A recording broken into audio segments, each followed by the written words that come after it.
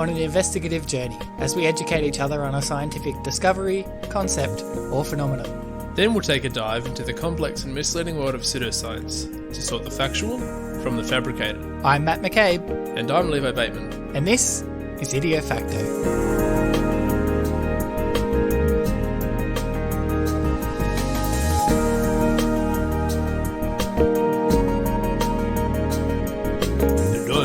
Sam Losarica. No Dr. Sam Losarica this week, unfortunately. No.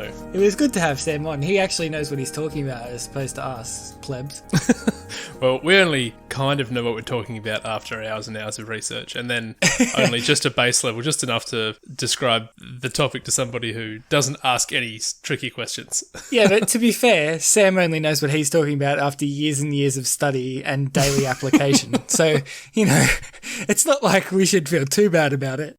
Oh, no, I don't at all. This is Jerb. Well, it's time for this week's episode, Levi. Is it? Yes. Are you sure we've got time to record it? You just used the same joke that I just made literally a second ago. It's been a long time coming. Wow. It's all the same joke. You're just replacing the word time. You hear this kind of stuff all the time, don't you? Wow.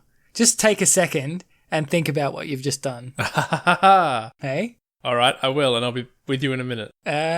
Well, actually, if I have to wait a minute, it's going to be very boring for all of our listeners. So I'm just going to get on with it. How about that?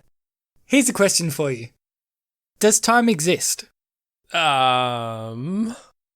Sure. Yes. It seems like an obvious question, doesn't it? Oh, well, yeah. Of course time exists. It's obvious on the surface of the Earth. Of course time exists, yes. We experience time at a constant speed and it moves in a single direction and everyone experiences it in the same way, right? Mm-hmm. There are heaps of instances of time travel in movies and TV shows, but none of them are actually based on any science. And that's mainly because we don't fully understand exactly how time works and if it's a real thing. We have a decent idea, and most of what we do know is thanks to probably the most famous scientists in history. Can you guess? Albert Einstein. Albert Einstein. Got it in one. So this conversation has come about a few times in my life when I've been talking to someone about how time works, and I've realised that the knowledge that I've accumulated over my life has given me a much better understanding of time than I initially realised. I'm not an expert by any stretch of the imagination, but I feel at least somewhat comfortable exploring the major concepts in what's an incredibly complex topic. And I know we say this all the time, but science can get pretty complex if you really dive into it. But it's super interesting, and it's something that you don't really think about on a daily basis, but conceptually it really kind of puts your life into perspective. Does that make sense? Yeah, that makes perfect sense. So let's start with the speed of light. It seems like an odd place to start, but it's actually quite important when it comes to time. The speed of light and the speed at which my weekends go are one and the same. So the relativity of time that I'm going to be talking about today is not the relativity between like how fast the workday goes versus how fast the weekend seems to go. And it's not the type of relativity that people refer to when they say time flies when you're having fun and that sort of thing. No. This is actual relativity, actual physics. Yes. And has to do with the actual speed of light, which is not the speed that your weekend travels at, because that would be absurd. And I thought that this was all theoretical. I mean, I know that just about everything we talk about is theoretical to a degree, but I thought that the theory of relativity didn't really affect any of us at a working level until I did the research for the GPS episode, and I found out that relativity actually affects the clocks within a GPS satellite. Yeah, so I'm going to get onto that in a little bit, but we'll start with the speed of light. So do you know what the speed of light is? No, I'd have no idea. An enormous number. It is an enormous number. It's 299,792,458 metres per second, which is approximately 1 billion kilometres per hour. So what does your car do on the highway? 100, 110 kilometres an hour? This is approximately 1 billion kilometres an hour. So that's several orders of magnitude larger. It's the theoretical speed limit of the universe, as in nothing in the universe can travel faster than the speed of light. Okay. But it's not just the speed of light, it's the speed of electromagnetic waves in a vacuum as well. So it's like particles and waves travel at the speed of light, but it's the general speed of things in the universe on a particle level. The speed of light is also constant. So it travels at the same speed all the time in a vacuum. Distance in the universe is often calculated in light years. I'm sure you've heard this before. Yes, I have. I forgot to put my phone on silent. Noob. Whoops. Anyway, now that my phone is on silent and I won't get dinged at in the middle of a sentence. What a rookie. As the name suggests, 1 light year is the distance that light would take to travel in 1 year. Does that make sense? Yeah. So here's the part that initially blew my mind. Imagine that a star that's 10 light years away, which is a measure of distance, suddenly exploded. It would take 10 years for us before we could see that explosion, because it's so far away that the light would not reach us for 10 years. Yeah, right. I've heard something similar to do with the sun. It takes something like 8 minutes for the light to travel from the sun to the earth. I mean, if we were to say the distance of the sun from the earth, it's just over 8 light minutes away. It's 8 light minutes and 19 light seconds, I guess, if you want to put it that way. Right, okay. That's not a real measurement. Like, light minutes and light seconds are not real measurements. But if you apply the same logic about light years, yeah, it means basically if you look up into the sky at the sun right now, what you're seeing is actually what the sun looked like 8 minutes ago, not what it looks like right now. Mm-hmm. Yep, that makes sense. This begs the question, though, which sun is the present sun? Like, what does the present actually mean? Because it all depends on your perspective. If you're on the sun, the present is what you're experiencing right now. But if you're on Earth looking at the person on the sun, assuming that you could actually stand on the sun, you would be seeing what they're seeing 8 minutes after it happens. Well, I guess I was going to say it's all relative. It is all relative. But I guess that's where it comes from. The theory of relativity. So the way that Einstein came up for the theory of relativity was he was sitting on a train moving away from a clock, and he thought if this train was travelling at nearly the speed of light, that clock wouldn't really change much, but it actually changes a lot in real life. So from my perspective, it hasn't changed very much, but from the perspective of the clock, it's changed a lot.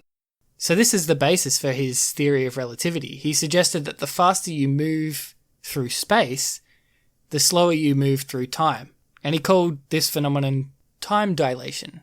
So if you were to hold onto the clock and then travel at the speed of light, would you be able to look down at the clock and see it ticking with what you're familiar with a second to be? Yes, because the clock is in your frame of reference. Right. So the theory means that velocity always has to be appended with respect to another object or another frame of reference. So for example, a car going 60 kilometers an hour is traveling 60 kilometers an hour with respect to a stationary person.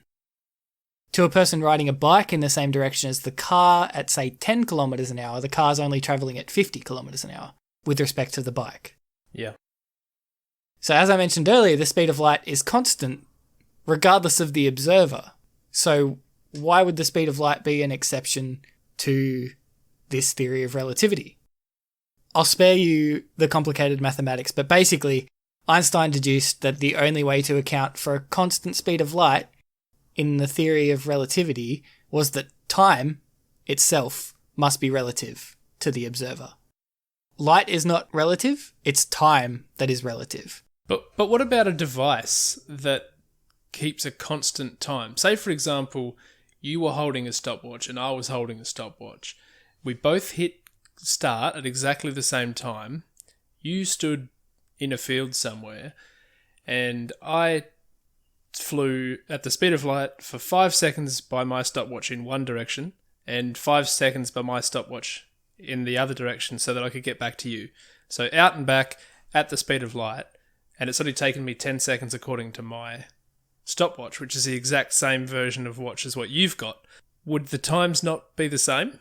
No, they wouldn't, because you've travelled faster. But the difference would be so minute that we would barely notice it.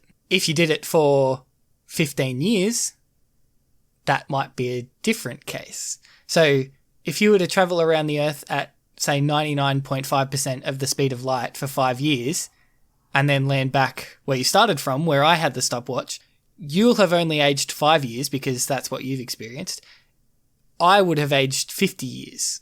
So my watch will have been going what I observed to be 1 second every second. Your watch would have been going to what you observed to be 1 second every second. Is there anything to do with moving at near the speed of light somehow changes the mechanics of the item? Well, time is kind of an abstract concept, really. It happens with your biology and everything.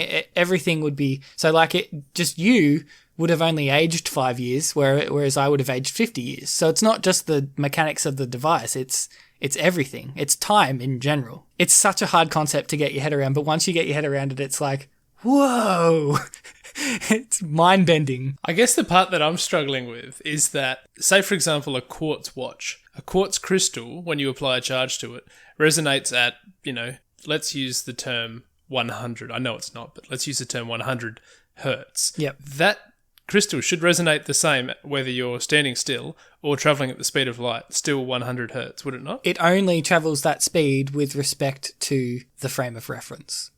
So if you're on Earth, it travels 100 hertz with respect to you, stationary on Earth. If you're travelling near the speed of light, it oscillates at 100 hertz with respect to you, travelling at almost the speed of light. In simple terms, though, it means that the faster you travel, the slower time goes. And you only notice this slowdown in time when you have another frame of reference to compare it to. So your stopwatch, for example, to you, it looks like time is going as normal.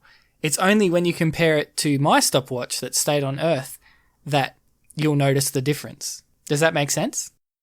Not at all. Okay, perfect. You're in the right position. I to be honest, I've always struggled with this concept because I've heard lots of different, very clever. I know Brian Cox has talked about time before.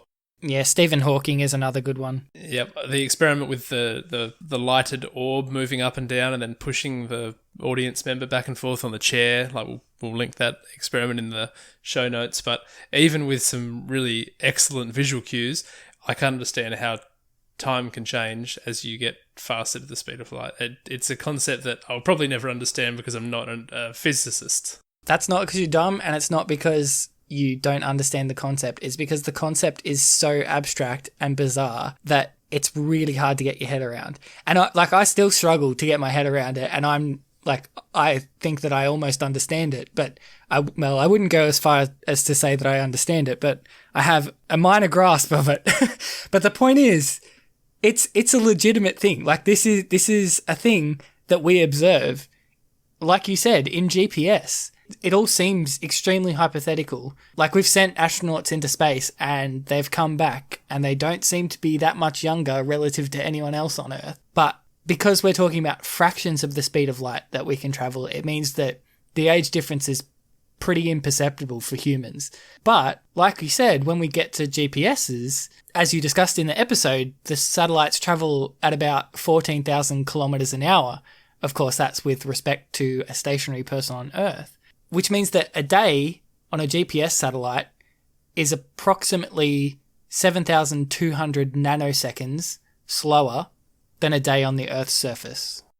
So because GPS relies on precise timing, again, if you need more details on that, see Levi's really good explanation of GPS in our episode. We've had to engineer clocks for satellites so that they run 7,200 nanoseconds per day slower than the clocks on Earth, so that the time matches with the corresponding clock. So this is a thing that we observe and we have to account for daily. We just don't realise that that's a thing. That's right. And it's actually so significant that if we didn't account for it, all satellites would be totally unusable, GPS satellites, by sort of the end of their first day of use. So like I was saying before, it seems like an abstract concept that, I'll never have to worry about that. Like in my lifetime, we'll never have to worry, and I don't need to understand it or anything, but it's actually so important.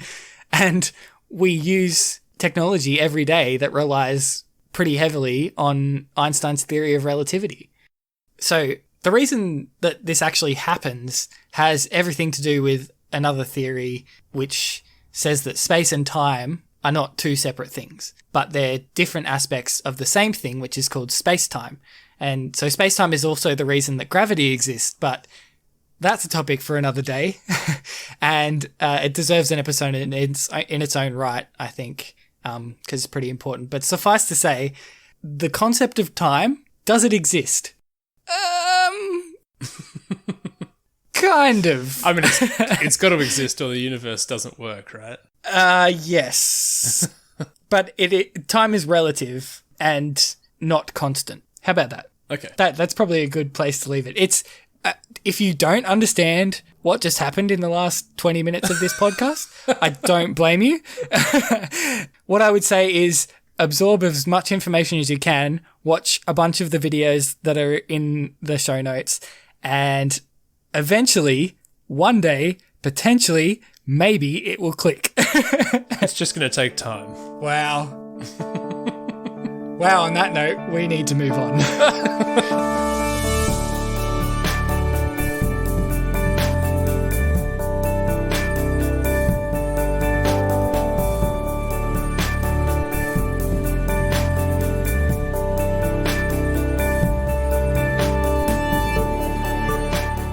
Blew my mind as much as it always has every time I've ever tried to look into it. And I touched on it briefly when I did the research on GPS and when I did the research on the Large Hadron Collider, and it's a very, very confusing topic, but interesting nonetheless. I think it's not necessarily confusing. You didn't explain it in a confusing way. I could repeat back the concept. It's just for it to click in my head and to understand what all that actually means. I struggle with it big time. And so do I, which firstly goes to show you how much of a genius Einstein was. Yeah. And secondly, it's such an abstract concept. It's amazing, frankly, that anyone has got their head around it. And like I said, I've left some links in the show notes if you want to have a look at those. But there are people who do a much better job than I of explaining the concepts. No, I will have to have another look just to jog my memory and to try and see if I can make it click in my brain. Well, as much as time does affect everybody and everything in this whole universe, I'm going to be talking about something a little bit closer to home and probably a little bit more relatable to everybody, and that is water fluoridation. Cool. So some years ago, when Mount Gambier started to fluoridate their water, there was a big protest. There was actually a lot of protesters in our town, and probably the most famous one was a man who actually chained himself to the pumping station and went on a hunger strike for several days. I think he was up there. So that was a fairly big deal in the town at the time. And now it's kind of all gone quiet. I mean, you often hear people talk about not wanting to drink town water every now and then and saying, I'd rather drink rainwater because of all the crap that they put in the town water. And to me personally, I don't like drinking town water because it smells and tastes like chlorine.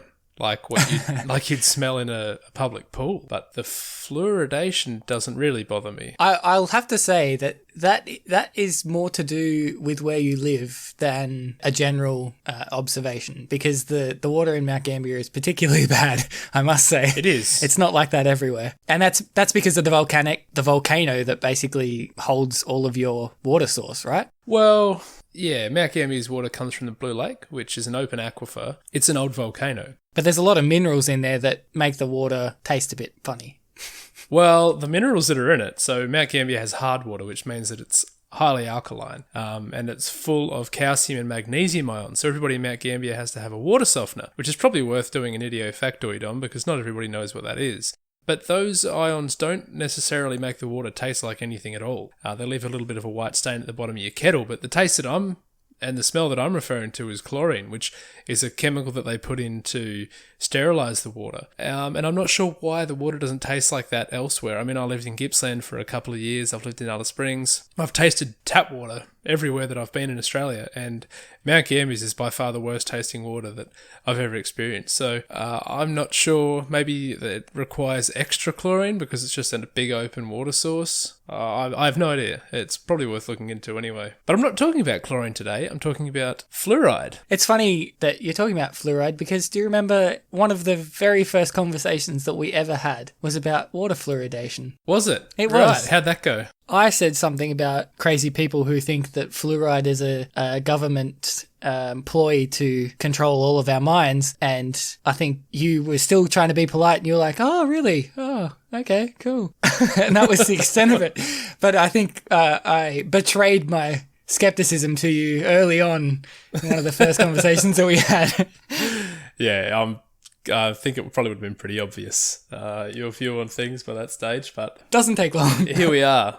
Yeah. Several years later with our own podcast, and now finally talking about water fluoridation. So, at an atomic level, fluoride is just a negatively charged fluorine atom. So, it's got a single negative charge, and fluoride's found naturally in rocks and groundwater all over the world.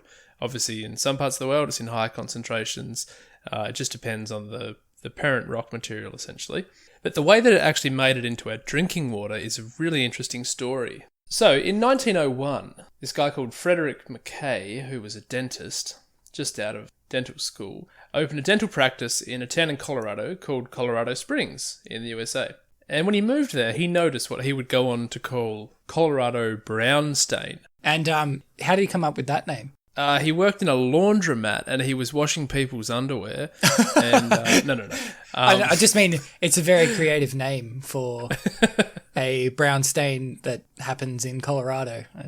Yeah, well, as you can probably guess, it wasn't in people's underwear. It was on people's teeth. And he discovered that while the stain was unsightly, the teeth that were affected by this Colorado brown stain were very resistant to decay. And he tried to work out the link for years to no avail. He kept working in Colorado Springs and had this brown stain in the back of his mind. Obviously, he's a dentist, and seeing this brown staining on people's teeth, it would have frustrated him, but he couldn't work out what was causing it. So, years later, in 1923, he travelled to Oakley, Idaho, where several parents in the town had reported that their children's teeth had the same mottled stain appearing shortly after the town had installed a new pipeline to a nearby spring to supply the town with drinking water. Now, he analysed this water and really found nothing suspicious, but he decided to trust his hunch that it was the drinking water that caused the staining. The town then abandoned the pipeline and they got their water from a different source. And within years, the children in the town started to get healthy adult teeth that were free of this staining. And this happened in a few more towns as he worked his way around America following the stain. That sounds really bad. Lovely, doesn't it? What are you doing here? I'm just following the stain. Good. Okay. We've been trying to get rid of him for years. Eventually, water testing showed up that the towns that had high instances of tooth discoloration, this brown stain, also had high levels of fluoride in their water supply. So several scientists and dentists recognised the link between waterborne fluoride and brown stain, which is now known as dental fluorosis, and also the link between these and the reduced rate of decay. So that's a much better name than brown stain. Yep. So from now on, we'll call it dental fluorosis. Yeah. Yeah. Good. So I don't have to say Colorado brown stain anymore. Good. So this guy, Dr. H. Trendley Dean, who was the head of the dental hygiene unit at the National Institute of Health in America in the early 30s, worked to establish a safe limit for fluoride in the drinking water. So they'd worked out that some fluoride is good for your teeth, too much causes fluorosis, but if you have fluorosis, you're relatively resistant to decay. So it was about trying to find a balance of enough fluoride to protect your teeth from decay, but not too much so that it caused this dental fluorosis.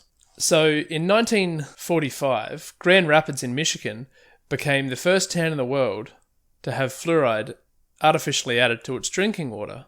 I say artificially added because, as I've said, a lot of towns already had fluoride in their drinking water naturally because they were rivers and streams and springs. But this was an artificial additive. It was added at a concentration that was just right to avoid fluorosis but to protect teeth.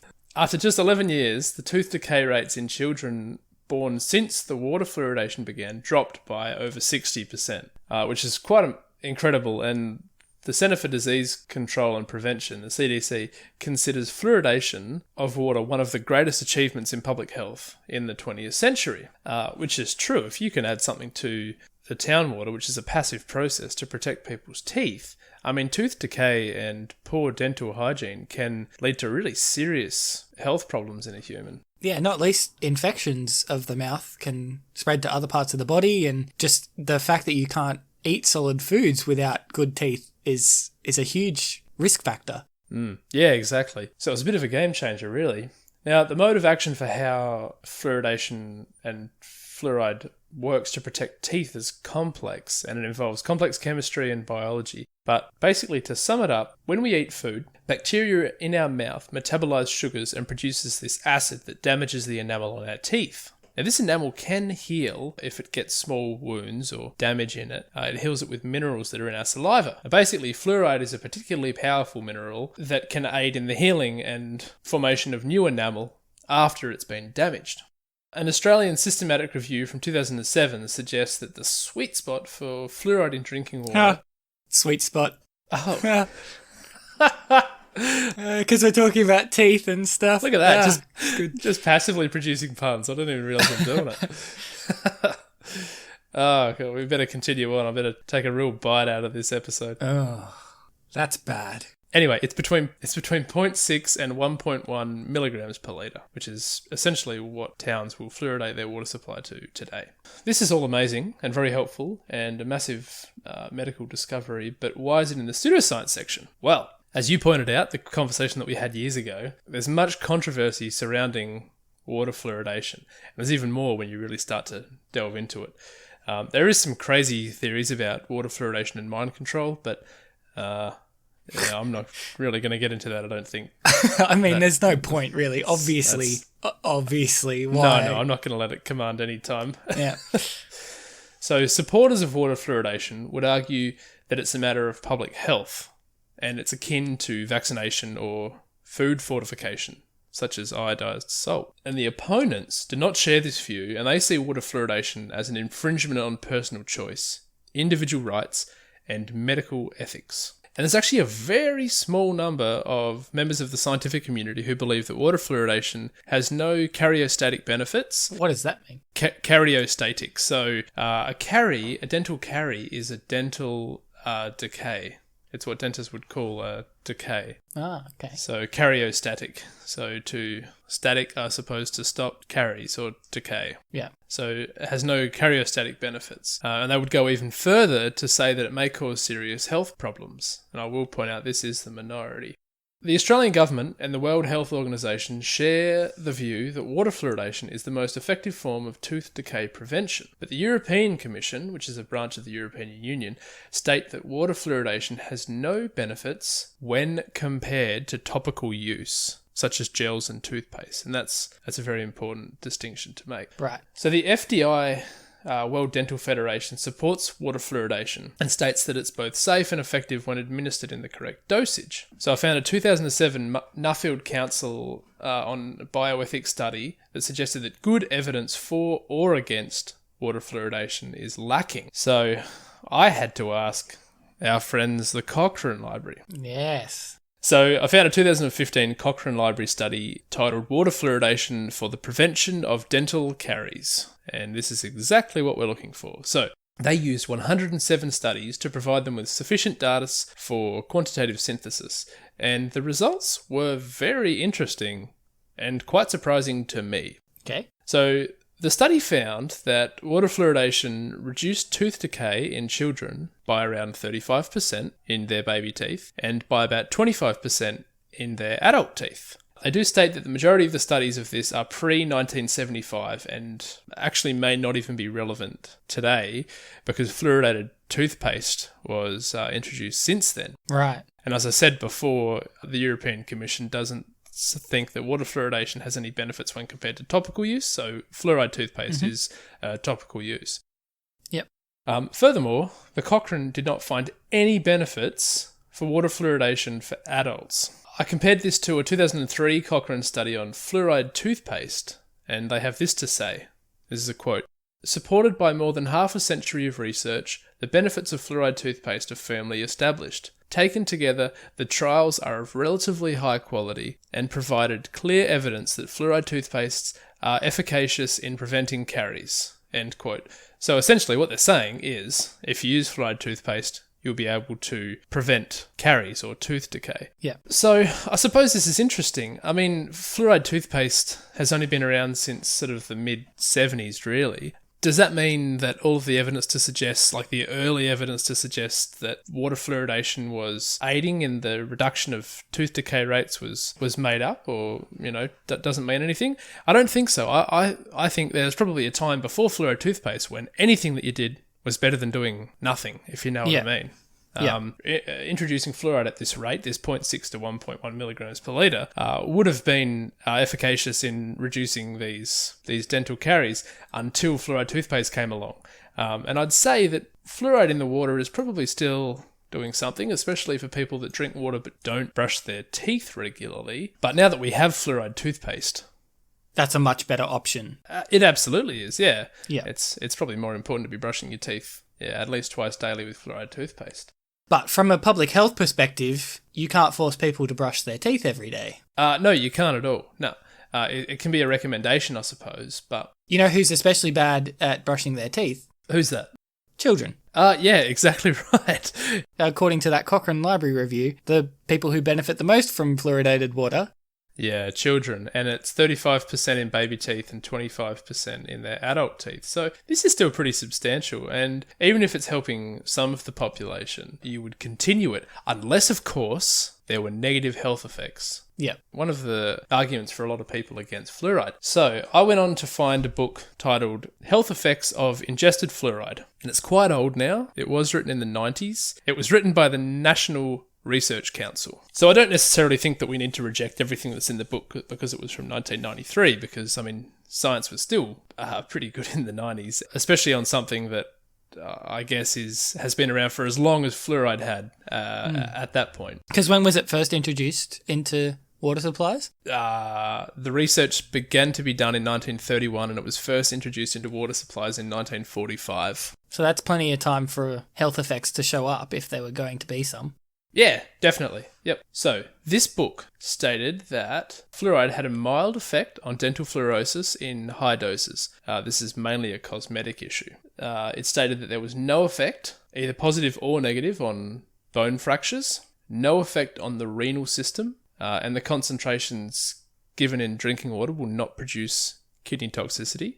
There is no likely effects on the gastrointestinal system. There is no evidence to suggest that there's any effect on the immune system. There's no adverse effects on human reproduction. Fluoride does not damage DNA. And there was no evidence to suggest any carcinogenicity of fluoride to humans. Yeah, but what about the mind control? What does it say about the mind control? It said fluoride definitely can be used as a mind control device. There you go. Damn it, I wasn't supposed to read that part. Sorry. You got me. Oh, man, we're going to lose our shill funding now. Are you a journalist or something? So, that all sounds pretty good. It supports fluoride as being a pretty safe implement to add to our water supply. Now, there's also the ethical side of water fluoridation, and it's a difficult one because it's pitting the common good over individual rights. And the argument is that whether it's good or bad, people need to be able to choose what's in their drinking water. And it's an interesting point, and I do agree to an extent, but there are several other options for drinking water. And it's a utility that's provided to us, but we're not being forced to drink it. I don't drink town water. I have a rainwater tank, and I drink rainwater. I'm not saying that everyone can do this, but it's certainly not a legal requirement for us to drink fluoridated water. We're not going to be locked up. It's not illegal to not drink fluoridated water. It's just something that's in a utility that's provided by the town. If you want to drink it, it's your choice. Yeah. And on that point, it's also very difficult to live in civilization and not be exposed to man-made factors involuntarily, whether you like it or not. Now, we've discussed this before, we all have radio waves passing through our bodies involuntarily, but we put up with it because these waves provide us with internet, music, and communication. And don't affect us whatsoever. Exactly. But there are some things that do affect us. So if you live in a town with a coal mine or a power station, that air in the town is going to have a higher concentration of pollutants than a town without this industry. But we deal with it because it provides us with electricity. And furthermore, if you live near a highway, you're going to be exposed to noise and pollution, but we put up with it because it allows for easy personal travellers, as well as transport of essential goods around our country. Yeah, I mean, the same argument applies, right? Because if you put a road out the front of my house, you're impinging on my individual rights to quiet. But exactly. And that's exactly my point, is that in general, in our society today, where possible, we will respect individual rights. But if these are the vast minority, then I think we usually opt for the greater good. If you're someone that doesn't want to be subjected to community healthcare measures, or other human and man-made factors in your town, then maybe you need to opt out of civilization and live somewhere that doesn't have any utilities. Live off the grid. And I mean, there are very similar arguments about vaccinations as well. Like, should we make vaccinations compulsory or should we not? Is it infringing on people's rights to force kids to have vaccination?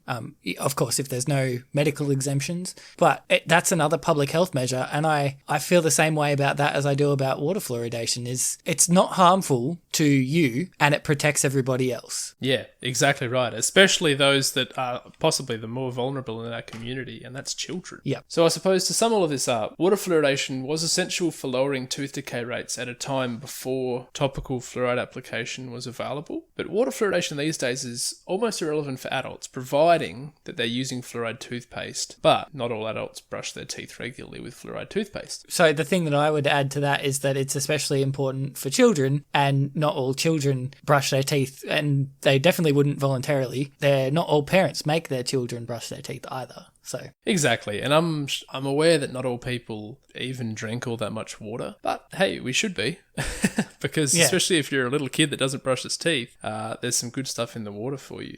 Further to this, there's no health side effects caused by the levels given in drinking water, unless you count mild fluorosis in a low percentage of the population, but there is the argument that this is just cosmetic.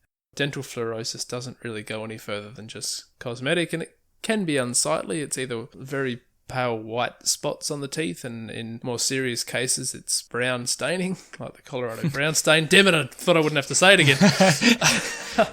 But really, it is just cosmetic. So should we keep adding it to our drinking water? It's an interesting argument, but I think for something that has considerable health benefits to children and no serious health side effects, really, I'd say we keep going.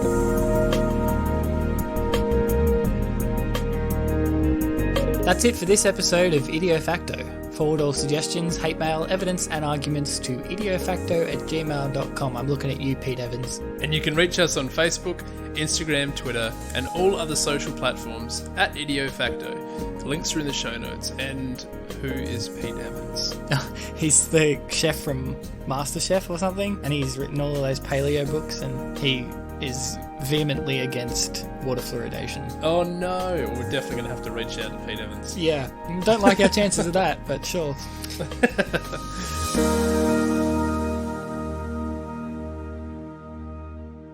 So after just 11 years of tooth decay...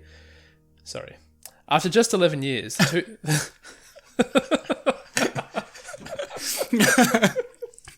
After just 11 years of tooth decay, their teeth... that would have sucked.